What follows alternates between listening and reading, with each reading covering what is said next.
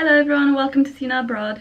Welcome back to my channel, and if you're new here, hi, my name is Tina, I'm Romanian and I'm living in England. I moved here since 2014 and I first lived in the Lake District. If you like to watch some videos, you can go and check those out. And 2 years ago I've moved to Leeds. So today's video basically is about a life update. So I haven't been posting in a very long time and I'm really sorry about that, but we actually...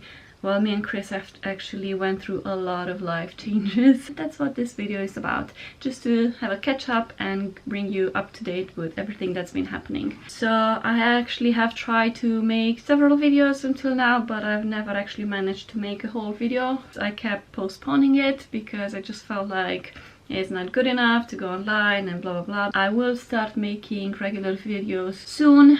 I will try to make at least a couple of videos a month and then build up from there, try to make more and more videos. Basically my goal is to make one video each week, but I can't really make any promises at the moment and I will tell you why. So first things first, I got pregnant. I was pregnant from May and I found out in June. I was 5 weeks already pregnant. Since then I actually did started filming some videos. We did go to like a few places. We've been to York, which I have filmed that video and I posted it, but I didn't know yet that I'm pregnant. I only found out I think a week or so, a couple of weeks later. So if you'd like to see our video in York, I will attach it, and I'll also put a link down below so you can go and check that one out. And then we've been to the sea, which I've never actually managed to make a whole video, but I will insert some clips here. This was basically the last time we actually managed to go somewhere where I was still feeling myself, I was still feeling fine, and I felt like this is a breeze, because I just felt like it's already been like a month and a half nearly and I didn't really had any like actual proper symptoms. So apart from being really bloated, basically I was thinking, oh, this will be a breeze. Boy, I was wrong. Fortunately right afterwards, like literally every single symptom in the book, I had them all. So I was extremely sick, I had a lot of pains, I was dizzy, I was like mood swings, I couldn't focus, like I would just stand up, go in the next room and I would have no idea where I wanted. Like at work I would literally, like when I felt sick or dizzy, I would have to sit in the middle of the room, like on the floor, because I felt like if I have like a few seconds and I will fall over if I don't sit down. So that was quite scary. And then literally every couple of weeks, like some symptoms maybe went away, but then some other ones came in. I had a lot of pain, which I couldn't walk properly. So by my third trimester, end of second trimester and beginning of third trimester, I had so many joint pains, ligament pains and all kind of other symptoms that I actually had to finish my job and go on maternity leave 2 months prior to my due date, because I felt like I can't cope anymore. I couldn't stand up for more than a few minutes. I was in a lot of pain.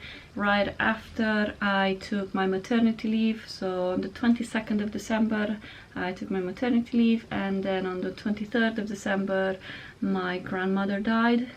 My grandmother was like my second mom, so every single summer, every single holiday until when I was about 18 years old, I spent there. So when I was a kid, summer holidays were actually like 3 months. Then they went to like 2 months and a half, and then 2 months. They kept reducing it, but yeah, I used to spend like the whole 3 months there, and then go Christmas and Easter, and every weekend that I could, I would go to my grandma because I loved it there. Some of my basically precious memories are with my grandma and my grandma's village. No one wanted to tell me because I was pregnant, and no one wanted to tell me that she was actually deteriorating. No one wanted to upset me, and then I just found out that she just passed. But yeah, I was struggling with my mental health as well. Then 1st of January came and I went with Chris to the center, and just on the straight road I was walking for like a couple of minutes and I just sprained my ankle on flat surface for no reason. Again, my joints were like just, I couldn't control them. Luckily I was holding his hand and he pulled me up, because I would have fallen like flat on my face. That was quite terrifying because I couldn't stop. And yeah, he pulled me up, so I was okay, but I did sprain my ankle, meaning that I was in a lot of pain and I was on bed rest for quite a long time. You know, the first few days I couldn't even go to the bathroom by myself. I felt like I'm really going insane in that room. Chris was basically also going to work. So I was by myself all day, and this is where you also find where your actual real friends are. My best friends, which were meant to support me, you know, because I was dealing with all of this, and I couldn't get like too upset or stuff like that because I was scared for my pregnancy. I was already been told that I might go into labor sooner rather than later because of previous health problems that I had. So I was already expecting that I will be preterm. And then I was struggling not to be too upset. I was struggling to keep like an, you know, happy mind and all of that, but it was really, really hard because I was literally all alone. I had no one to come and visit me, to come and say hi, apart from two lovely friends, which they came all the way from Lake District. They came every month when they could. They supported us. They came for our baby shower. When they were coming, they were just like, you sit there, and they would do everything, cooking, cleaning, absolutely anything that I needed. Amazing people. So this is where you actually truly see where your true friends are and where the fake ones are. Yeah, so because of that, I decided that, well, not just me, Chris as well, that we will cut some people out of our lives, and some of them we'll just keep them at bay. So we'll just have to keep our distance, to not try to not get involved, because all we get is always just a lot of disappointment from them. We always knew, but I felt like until you actually had something more serious going on, like having a baby, then we kept, you know, forgiving, and you know, especially because in England we don't have that many friends, and because we moved here, not a lot of people would actually travel all the way here, and because I was so poorly while being pregnant, I couldn't go there either. On 1st of December I've done some tests, and baby was absolutely perfectly fine. The weight and everything was perfectly fine, which we were so happy about. And then at the beginning of February, they've done another test for diabetes, and turns out that I had gestational diabetes, which in December when they done the test, I was fine. So because of that, they've checked like a lot of other things, and I had to be induced. So they were like, oh, so a nurse will call you and you will set up a date and time when you can come in. So I was thinking, oh, maybe sometime next week. And then later that day, the nurse called me and she was like, do you want to come in tonight to get induced, or in the morning? And I was like, excuse me. So that was really really shocking. It was exciting, scary, literally everything. So yeah, we went in the next morning, and then I only got induced the next day. My birth was also quite traumatizing, so I had some complications. I lost a lot of blood. Yeah, they had to use like the vent, you know, for the baby that puts like suction on his head and pulls him out. I had like morphine and I had epidural, and nothing worked. So I felt everything, like absolutely everything, and I went from like being dilated 3 centimeters to 10 in less than 1 hour. So it was quite horrible. It was thought that I'm gonna die. Yeah, and after I gave birth, I couldn't hold the baby because I lost too much blood. Yeah, basically if you're interested more about that, I can make a separate video, but yeah, it can be quite disturbing. Luckily we are both fine. I did have to stay in the hospital basically a total of 6 days, so 5 days after I gave birth. Our baby had some complications afterwards. So he was jaundice. He got really bad. He was non-responsive one day. He was like, we couldn't wake him up. We were struggling to wake him up to feed him because he had to feed really often. So he basically, I think, was better after 3 weeks. And then he had really severe colic. So I had no idea what colic is, because me and Chris, we didn't really had experience with babies before, like with such young babies. So yeah, he had really bad colic where he would just scream like someone is murdering him, like someone was like ripping his limbs apart. And we didn't know why. We took him to the doctors, midwives, health visitors came by, and we like basically nothing we could do apart from holding him and reassuring him we're there, which was really annoying. We always had to hold him. Chris went to work after 2 weeks, so I was first week in the hospital and the second week home. and then he went back to work. So then I was constantly holding him the entire day. He was sleeping on me. The only time we put him down was during the night, which he also woke up quite a few times through the night. So I was extremely sleep deprived. While on my pregnancy, I also had really severe acid reflux, so I couldn't put, like, even if my mattress was like lifted and I had a lot of pillows and everything, I still couldn't sleep. So for about half a year now, I'm very sleep deprived. We kept saying that maybe it's something else, maybe he has like some lactose intolerance or something, or like we could see that he keeps swallowing, so he has obviously some reflux. Finally a doctor listened to us. We ended up going to the emergency room. He started coughing and he couldn't breathe, so he was really struggling to take back in air. He had like a really hoarse voice, so we went straight to emergency room with him, and turned out that he had croup again, which I had no idea what the hell that is, never heard of it. So he had croup, he has a bunch of other things. He had like floppy larynx, he had acid reflux, he is milk and soy allergic. So I was breastfeeding and I did cut out milk, but I did not know about soy, even though I spoke with the GP, with the pediatric, with a lot of doctors, and I did tell them about the milk and that he did seem better, but then he got worse again, and I didn't understand why.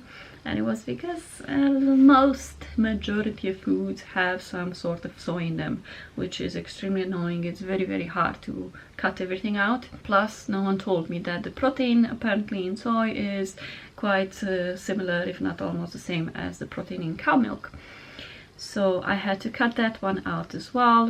We also got him on formula, on prescription. Then he did start getting better, but we also caught the flu in the hospital while we were there. All three of us were sick, so his croup didn't really heal. It took like a couple of weeks.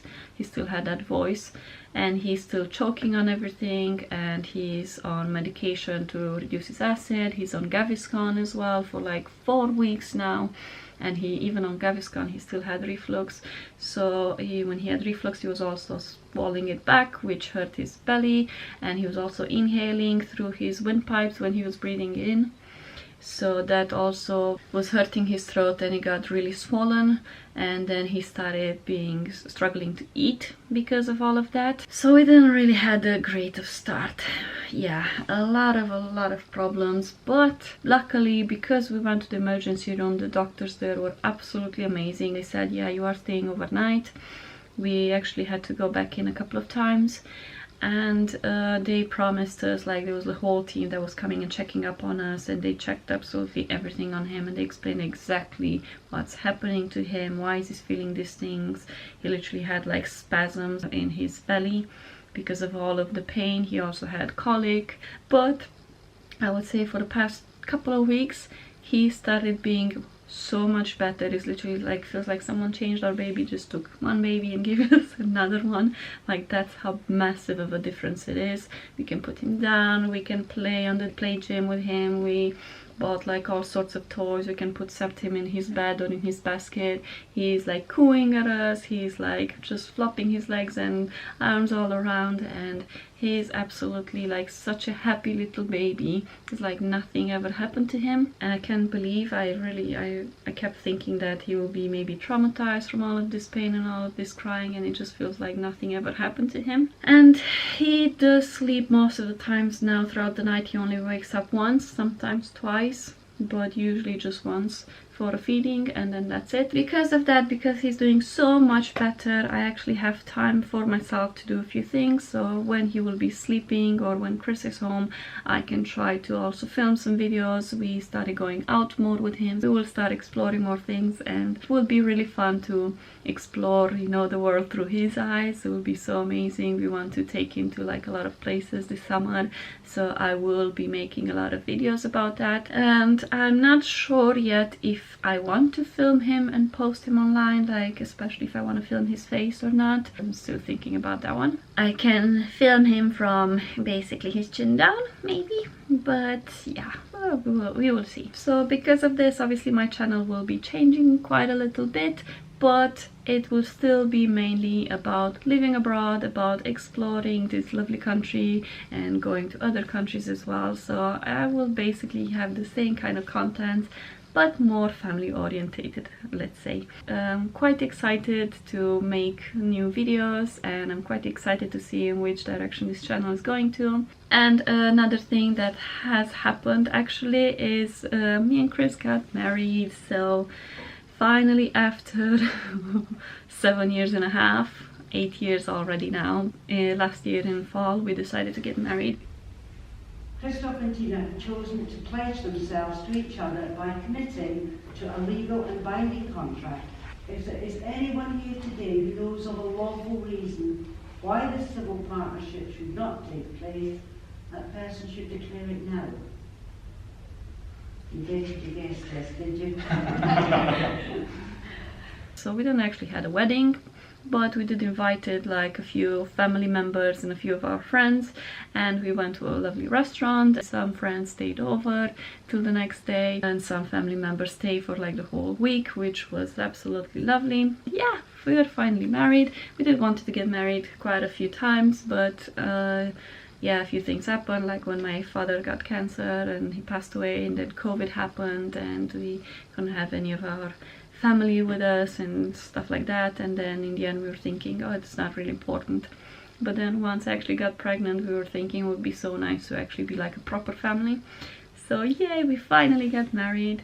One other thing that I forgot to mention, we don't actually have any family here. I only have one cousin, and my husband has his brother which lives in the Lake District, so we don't actually have anyone here that can support us, that can come over to just be like give us a couple of hours break or anything like that. So yeah, apart from our health visitor, which is absolutely lovely, she's coming every week for a visit, we don't really have many people that even my cousin, they also have their own son, so they have their obviously their own things as well. And I have some lovely friends here, but obviously everyone has their own families, everyone has their own children to look after. So because of that, we have no support. My mom did come and stay for like a week at the beginning and another week now, and when she's gone, and Chris is at work and it's just me and when he comes. So yeah, it's been really tiring, it's been exhausting, but finally things are starting to ease down and hopefully things will go a little bit back to normal. I'm excited to make more videos. Let me know what other videos you'd like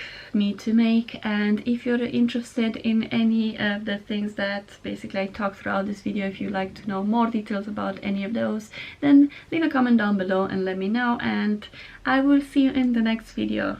Bye!